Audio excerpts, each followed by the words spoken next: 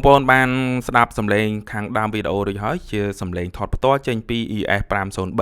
ES503 ជា brand របស់ DB Technology ធុងបាសរបស់អ៊ីតាលី ES503 មាន mark HCPL របស់វា 121dB កម្លាំងវ៉ាត់ 1000 វ៉ាត់ទេដូចនេះប្រភេទពួរ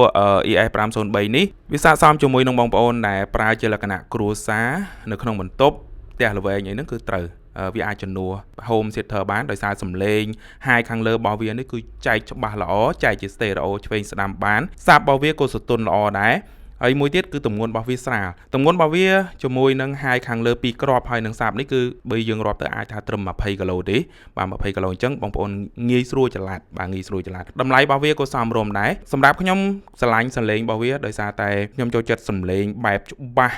ហើយសាប់របស់វាសទន់ហ្នឹងគឺខ្ញុំចូលចិត្តតែម្ដងបញ្ជាក់ជូនបងប្អូនមួយទៀតគឺ ES503 មាន Bluetooth ជាប់មកជាមួយតែម្ដងដែលសំឡេងរបស់វាច្បាស់ល្អណាអញ្ចឹងបងប្អូនអាចជ្រើសរើសយក503បាន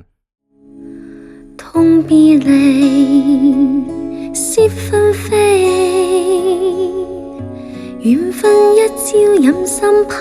棄往日情未泯